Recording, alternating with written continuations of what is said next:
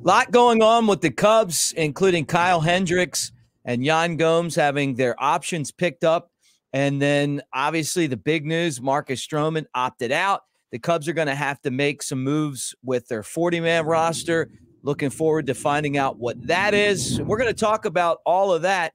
But first, let me remind you guys that this is the Cubs baseball channel.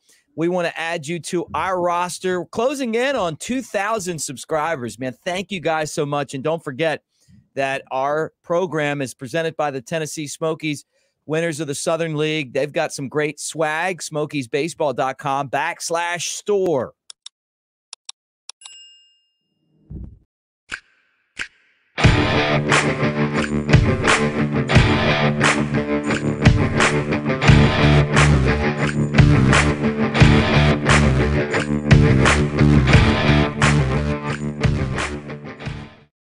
Looking sweet, man, and I'm even wearing enemy gear today, but we won the championship, so what's it matter, right? He's Chad Anderson.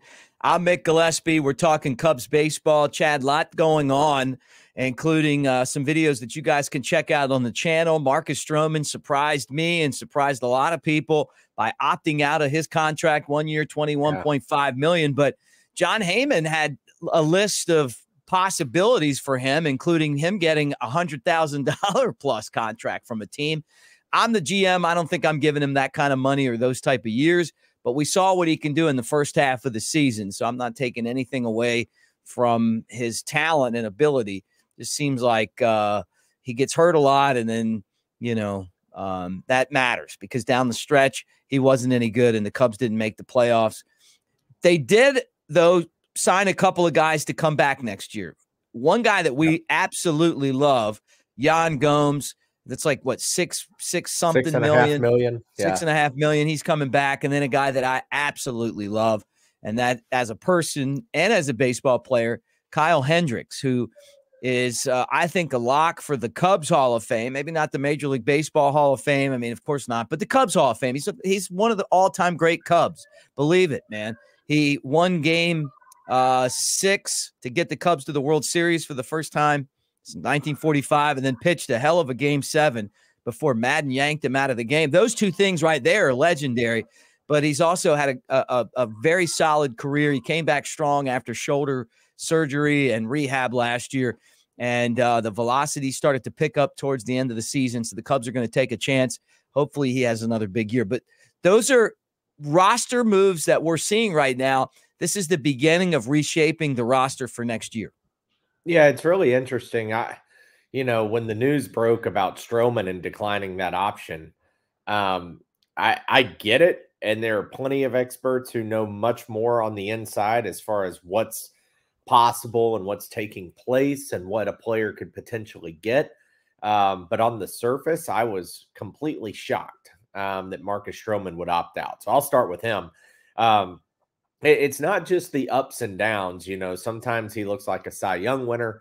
Other times he looks like a 5th starter in the single A piece of an organization, but he has been hurt here and there, just different things with him. But for me, it was always just the antics.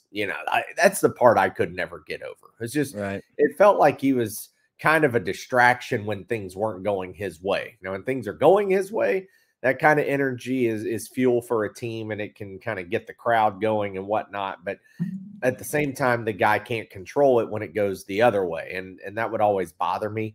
I think it's also fantastic offseason opportunity for the Cubs to have $21 million freed up on the payroll with all the potential free agents that are out there and what the Cubs need to do from filling in the gaps and some of the targets that they're after, some of the big names we've talked about on this channel. So, if Marcus Stroman can go out and get $100 million contract, God bless him. I did read a rumor a week or two ago that made this, I guess, less surprising than it ended up being. And that was some people thought that Stroman, based on what he did in the first half this year, was looking at, yes, $21 million is good, but could I get a 3, 4, or 5 year deal that I may not be able to get depending on what I do in 2024 with the Cubs? And I think that was more of the angle and the play. But I also saw where he was listed as like the 8th best starting pitcher that's going to be on the free agent market. So, wow. It's kind of interesting, that there's 7 other guys that are going to dictate his market unless he signs early. So we'll see what happens. For Gomes and Hendricks, I'm with you, man. Like these 2 guys, especially Kyle, it's one of those that it is a business, but there are some guys in some situations that tug at the heartstrings a little bit. Right. Maybe they even get an extension done before the season. We talked about on an earlier show on this channel where, hey, if you could get Kyle for 3 years, 30 million kind of thing, locked up on the backside of his career, 100% take that situation. Right. But having him in the clubhouse and in the rotation at 1 year, 16 million or 16 and a half, nothing wrong with that. That's a good move, especially with losing Stroman. You can even push Hendricks further down that depth chart, depending on who you maybe go out and grab. And then Gomes, I just love the guy. He's been such a good bat in the lineup, had a lot of clutch hits, did a terrific job behind the plate. He's just a good presence, just veteran, calm guy, good clubhouse guy, doesn't make a lot of mistakes. So I'm glad, and that's a valuable piece. And you said it, Mick, that's one position the Cubs don't have a slam dunk replacement for going into the next year or two. So having Gomes there, and maybe if Amaya is the next one up, teaching him and coaching him and mentoring him, maybe that's a good spot for everybody to be in. But really, between these 3 guys, I couldn't think of a better scenario for the Cubs. Yeah. Pablo Aliendo was the Cubs AA catcher and showed flashes of being someone that might be able to get to the major leagues and have an impact, but no superstar. And so you're right. Like catching is definitely an area. If I was the Cubs, I'd be looking to improve down on the farm, unless there's some guys that are at the lower levels that I haven't seen, and that could be the case. Let's talk about other options, because now you're starting to see some names being floated as possibilities for the Cubs. I guess to me, this is kind of just throwing stuff up at the wall and seeing if it sticks. But Tim Anderson, no longer with the White Sox. They didn't, I guess, pick up his contract. And so he's a free agent. Some people have said, hey, what about Tim Anderson and maybe having him play third? I got to be honest, as much as I like the way that he can play the game from time to time, watching him get knocked out in the game against the Guardians. And then just all of the antics and all of the I don't know. And the thing about it is that that's like I used to live in the same town as him. Like I know he's a really good player, but if I'm the Cubs and I'm kind of building from the bottom up here in some areas, and I go out and get a free agent, I just want someone whose personality is going to match what we want, and not someone that kind of, what we've seen with him, which he's fiery, but it just seems like there's always something going on, the bat flip, which I don't mind, but then that fight last year and he instigated it and then got knocked out. Is that really the guy that you want to go and bring in? No, and I think Cubs fans, you're going to see so many like cool names pop up. Matt Chapman with the Blue Jays has popped up. Justin Turner is a free agent who played for the Red Sox this year and, of course, had a great career with the Los Angeles Dodgers. And Tim Anderson, as you mentioned, like there are names that are going to constantly be available. But Mick, you got to pick a direction if you're the Cubs, and that is, hey, what are we doing here with all the prospects? What are we doing with all the young guys? Right. Because the Cubs, as we have said, they have a top 5 farm system. Yeah. So if the Cubs are going to let the kids play, and we bitch about it on this channel about how David Ross, as much as we may love Rossi and what he did with the Cubs as a player and how he is a good manager to play for, but hasn't necessarily given a lot of the young guys the opportunity to get in the everyday lineup. Well, at what point? I mean, eventually these guys are going to run out on their contracts and their options and all these different things that go on as you develop. So the Cubs have to figure out, like, we can't just jump and sign at every single potential free agent that pops up because you like the name, and then end up with a roster full of 1-year deals or 2-year deals. I mean, right.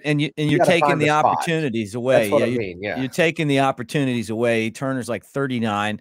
He did put up good numbers, 23 home runs. He hit 276 on the year. You know, had a good slash and everything, but you know, at $17.3 million, I'd rather you put that money into getting an ace pitcher than going out there and maybe developing Christopher Morel to play third base, who could put up better numbers if, you know, who knows. Same with Jamer, you know, I mean, I love Jamer, but same thing. He's going to take a roster spot. So I'm not saying that you don't, you know, my point is pick a direction, and maybe they have, maybe they haven't, but as fans, we kind of get antsy and jump at every potential open slot. And you just got to be careful with that with free agency. Well, money too. And there's so much involved here, because you're only allowed a certain amount of money. I know the Mets have gone over that. You know, you saw what happened with the Padres and all the money they spent. And it felt like the Cubs last year were like, well, we're going to spend money because we're just going to spend it. And some of those signings just, to me, weren't great signings, and some of them were fantastic. Cody Bellinger. But what you do is that those guys that you draft and develop, they're on a very good salary, you know, up until they get to, you know, they get through a certain amount of years, and then they can, you know, obviously make the big time dough. And if you get them up there early, you know, it benefits everyone if they're able to go up there and play. And there's some guys I think that could do that given the opportunity. So I agree with you on that. Now, the other question, and a guy that I would like to see them sign that's a free agent and pay him some big money if they have to, is Cody Bellinger. But the list of suitors for this guy, every time you turn around, it's somebody else. Like, it was the Yankees. I've said don't be surprised if it's not the Giants. Well, now the Red Sox are a team that you're starting to hear with interest for Cody Bellinger. Yeah, well, the thing is with guys like Bellinger is you just have to kind of watch and see how the market develops, because obviously Bellinger is going to be a key piece for some franchise and organization, but there's going to be others who are comparable. You know, if you get Juan Soto, you're not going to be upset that you missed out on Bellinger. If you sign Shohei Ohtani, you're not going to be upset that you missed on Bellinger or Soto. Would you love to have two of those guys? Sure, absolutely. But just because you maybe miss on Bellinger doesn't mean you miss in the offseason, because there are guys who are comparable. So it's going to be interesting. A lot of times too, the first guy who signs kind of sets the market, but then you can also miss out on some potentials as well, based on, you know, who blinks first. So it'll be interesting to see. And then how do you use and incorporate the prospects in all of this? And Pete Alonso and Juan Soto are the ones that will demand prospects, whereas Yamamoto out of Japan and Ohtani and Bellinger are going to be more just cash injections, because they're going to be looking at the free agent market and how much can they get. So, and one last one that was a surprise too, Mick, we can continue this on another day, but you know, Javi Baez could actually be a free agent. But he has to opt out. Yeah, which he's not going to do. There's rumor, though, that he is, that it's at least crossing his mind, and nobody can believe it because he's owed $98 million. But he's just probably not happy. Nuts. Well, I wouldn't be happy in Detroit either. Patrick Mooney on his Twitter put that teams doing their homework on Christopher Morel. That, you know, and we heard that. What if Morel got traded to for Juan Soto and in San Diego? And I'm telling you, what teams are looking at is they're going, can we teach this guy how to play an everyday position? Because we don't want to trade for a DH that strikes out and doesn't make contact and hits a lot of home runs. But you could put that at third base, and if he plays a solid third base and he's an everyday third baseman, you know, you don't worry about it as much. I mean, as long as he's driving in runs and hitting for power. So the Cubs, you know, obviously feel like he's someone that's expendable because of that. If they're not able to, to kind of work him into an everyday spot, but it's a risk because he's got the type of talent and athleticism where he could become an absolute superstar. All right, closing out this show today. If something breaks, we're going to jump on it. I've been trying to keep up with what the Cubs are going to do. Jonathan Perlaza and Luis Vazquez are minor leaguers. They released some minor leaguers. Michael McAveen was a higher round pick. I think he was a third rounder, third rounder in 2019, I believe. But he was released. They released some minor leaguers, a handful of guys, but no one that really would blow you away. The guy I'm keeping an eye on, though, is what is going to happen with Perlaza and what's going to happen with Vazquez, because I think they're going to have to put them on the 40-man roster or another team's going to come in and take them. How do you do that? Who do you move? So they're going to have some tough decisions. They may be mulling them over right now. So we'll keep an eye on that. And it could happen by the time you're watching this video, but we'll pop back on and comment on it. It's just that time of year. You're building 4 weeks rosters from winter meetings. Yeah. And you're trying to figure it out. And you got the Rule 5 draft, and you got to figure out who you're protecting and who you're not. And crazy times. And the Cubs have a lot of talent. They lost some guys in the Rule 5 draft last year, but not as many as I thought. That could change this year. You're talking about other guys that may have put up great numbers in double now in AAA. And the Cubs are saying, you know what? We just got so many guys. What are we going to do with them all? That's a good problem to have. Another good problem to have is great viewers, subscribers, Cubs fans like you guys. And if you're not a subscriber, please join us. Give us a thumbs up. Hit the bell. Share. Tell your friends about it if they're Cubs fans, and send them over here to the Cubs baseball channel. And we'll talk to you again soon.